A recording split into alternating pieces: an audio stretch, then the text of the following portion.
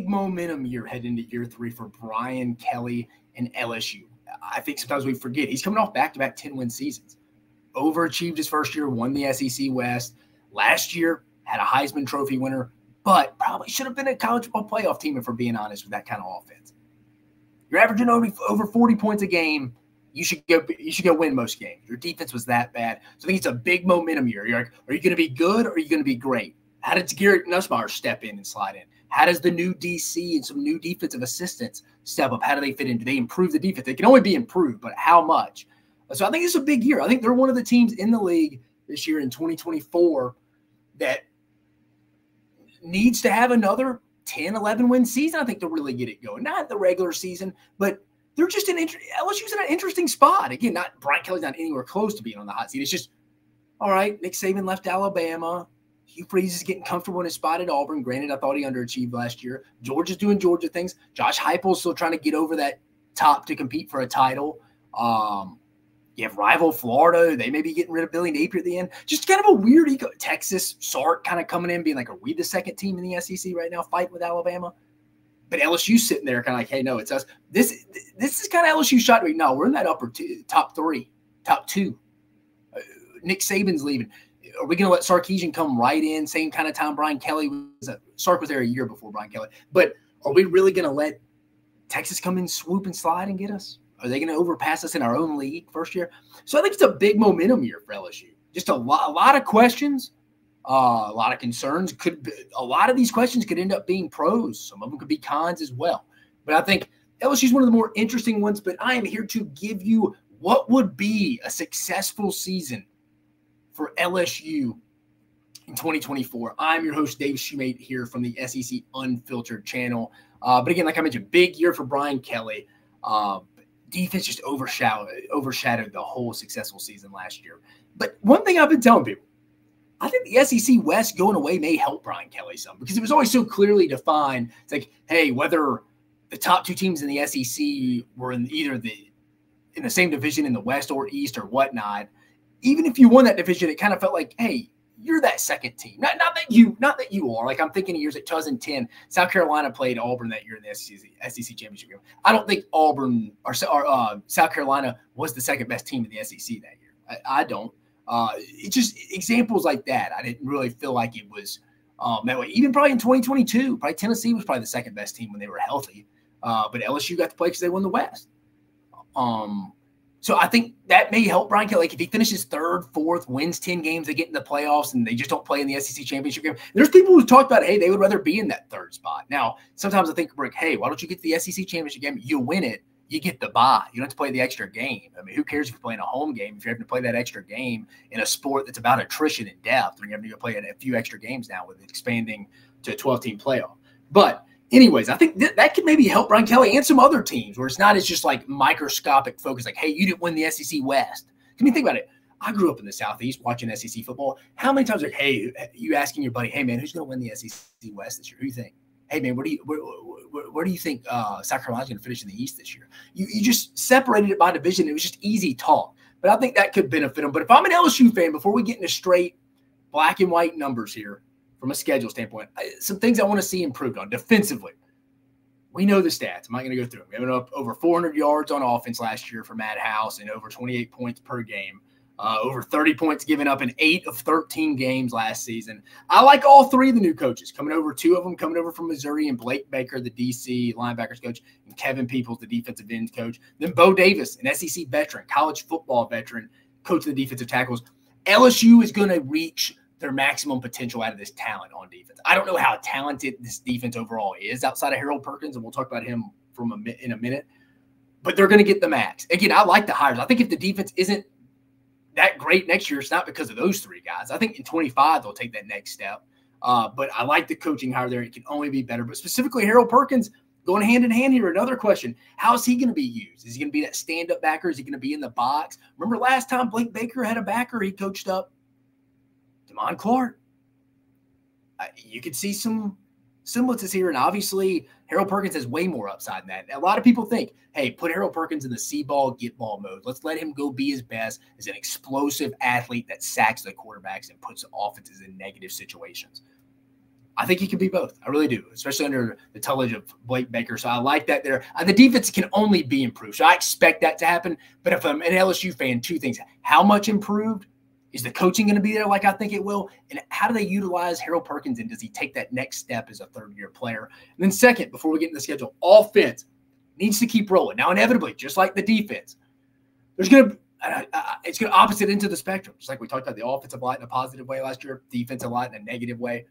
The offense is inevitably only going to be a little worse, just like the defense inevitably is only going to be a little better. I mean, they averaged 45.5 points per game last year for Mike Denbrock before he left him. He's now the OC at Notre Dame. Heisman Trophy winner Jaden Daniels off to go play for the Washington Commanders. New OCs Joe Sloan and Cortez Hankton, who were promotions within Hankton coaches the quarterbacks. Joe Sloan coaches quarterbacks, Hankton receivers. Third-year guy in the program, Garrett Nussmeier. We've all heard that name. I feel like he's been in college football for so long now. Has that little Texas gunslinger Brett Favre mentality. There's going to be some big plays. He's going to be that guy. I think it throws for 4 touchdowns, 0 interceptions in one game. Maybe comes back the next week, 3 picks, 2 touchdowns. It could be all over the place. 4 touchdowns one game, 3 picks the next. But I think there's going to be some give and take with that. I like some of the weapons on the outside. Kyron Lacey, Chris Hilton return. They got some transfer portal guys. C.J. Daniels from Liberty. Also Xavier Thomas, people in the SEC are familiar with, coming over from Mississippi State. You got the tight end. Mason Taylor still there. Had a big freshman year. A little bit of drop-off last year, but had some injuries. You have some winnable backs. Josh Williams coming on. Caleb Jackson, the sophomore. I like the young cat there. Then you have both offensive tackles that are being mocked very high in the 2025 draft, and Will Campbell and Emory Jones. And this overall should still be a unit, in my opinion, especially when you got some stability staying there with the 2 OCs, co-OCs getting promoted, and Joe Sloan and Cortez Hankton. This still should be an offense that averages 30 points per game. I mean, I know they averaged 45 last year, but I think it still should be in that 30-35 range, and that should be enough to win a lot of football games.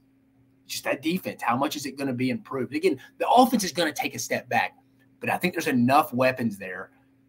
You're good enough on the offensive line. I think Garrett Nussmeier is plenty good enough. It's just if you could have one of those receivers, I think out of Lacey, Hilton, Daniels, and Thomas kind of step up. And I don't think Thomas is a true number 1 guy, but really out of those other 3, between Lacey, Hilton, and Daniels, with Thomas being a good compliment, you're going to be a good offense. You're going to be a good offense. So really, let's see the defense improve. How much we don't know. Hey, let's keep utilizing Harold Perkins. Let's improve his game as a stand-up backer, and on third down, put him in. Let's go see him at his best, getting after the quarterback in the backfield. Again, I love the 3 coaches: Kevin Peoples, Blake Baker, and Bo Davis, who's been an SEC veteran for a while. Offense, it's going to be good, not as good, but I think any realistic people you talk with, good football minds, understands that. But let's get to the schedule, guys. Let's get to the schedule. Again, open it up. They got a good one in Vegas. USC, who's going to have a lot of question marks. I mean, people are already on Lincoln Riley. There's many guys that they had drafted, and they've been underachieving since he's been there. That's a game you could lose, though, so let's circle that one as a potential loss. Nichols, the Colonels come in. They should win that. At South Carolina, that's a game Brian Kelly better not lose. That would be tough, especially for coming off a USC loss. I'm not saying that. I'm just saying that. So I'm going worst case here. I'm going worst case scenario. You lose to USC. You get Carolina. You get UCLA. You get South Alabama. All fair, I feel like. Pretty tough non-conference schedule. USC, and I know UCLA has a new coach, South, new coach, I know. But really, worst case here, let's say they got 1 loss after their first 5. Lose to Ole Miss, 2. Drop 1 to Arkansas, or A&M split these, that's 3 losses. Lose to Bama, and then say you lose to Oklahoma or something. That would, honestly, I don't. 8-4 would probably be the worst for this LSU team, or it should be. 8-4 should be the worst. I mean, that Oklahoma game, I tweeted about it earlier if you follow me. Oklahoma's November is so crazy. I don't know where they'll be from an injury standpoint. How they play Alabama, Missouri, and LSU. It's wild. These SEC schedules now, adding Texas and Oklahoma. LSU is one of the more, again, interesting teams in college football, not only the SEC, but in college football, man. There's so many ways they could go. I like the coaching staff. I just don't think the personnel, especially on defense, is overly great. But no, good one. Let's go best case. Win against USC in Vegas, win against Nichols, win at South Carolina, beat UCLA, beat South Alabama, get revenge in that high-scoring affair in Oxford last year at home against Ole Miss, beat Arkansas. Maybe you could easily beat A&M. They got a bunch of question marks. Bama at home. You could win at Florida. Who knows what Florida's doing? You could go undefeated, arguably. I don't think they will be. I think LSU's really in that. I mean, they avoid Texas. They avoid Georgia. I mean, LSU should be 5-0 going to their bye week. And then they have that big one. And Ole Miss is probably going to be undefeated in there because they got – both teams go to Williams-Brice Stadium before they play each other, LSU and Ole Miss. So that'll be a big one. That'll be a big one. That's a potential loss. I think one of these two could be as well. So there's potentially two. Alabama, and I'm not ready to call out Florida yet. Vandy at home. And Oklahoma, I just don't know. I'm not ready to say. I think LSU 10-2 playoff appearance would be taking momentum in 2024 in a year that, hey, man, the ball is in your court, Brian Kelly and LSU. Nick Saban is retired. The guy that, not necessarily Brian Kelly, he's 1-1 at his time at LSU. Worst record overall going back to his Notre Dame days. But at LSU, Brian Kelly's 1-1 against Alabama and Nick Saban. This is your chance, Brian Kelly, to go take that momentum with Nick Saban being gone, divisions being gone. And you're trying to establish yourself as that, first of all, #1 program in the SEC. That's LSU fans' expectations. But right now, Georgia's set in stone right now. They got it rolling. Kirby's young. Georgia's a rocking and rolling as good as anyone. I don't have to tell you that. But that second consistent spot, who's going to be the consistent #2 in the SEC is probably the best way to say it. That's what LSU fans want to see this year. I think you're heading in the right direction at 10-2, even if you don't finish second in the SEC this year. 10-2, 3 or 4, finish at 3rd and 4th spot. If you go 10-2, you see some improvement on defense. Let me hide the schedule since we went through it. But I think if you go 10-2, you see the improvement on defense.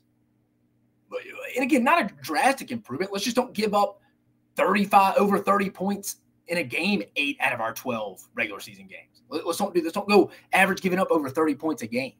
But I think inevitably the defense is going to be better. It has to be. I want to see, how do you use our best player maybe in his last year at LSU, his 3rd year, Harold Perkins.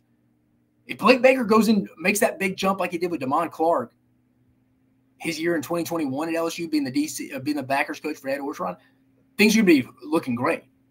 But I just think there can't be too big of an improvement because I don't really like the personnel on LSU defense, which is crazy to say because for over a decade, 15 years, all we did was just we salivated the defensive talent on LSU. And then the offense, just keep the train rolling. Keep the train on the tracks. It's always going in the right direction. It's not going to be as explosive. It's not going to average 45 points a game, but I still think you can average anywhere from 30 to 35 points. Again, I like your weapons on the outside. Guys returning Hilton, Kyron Lacey.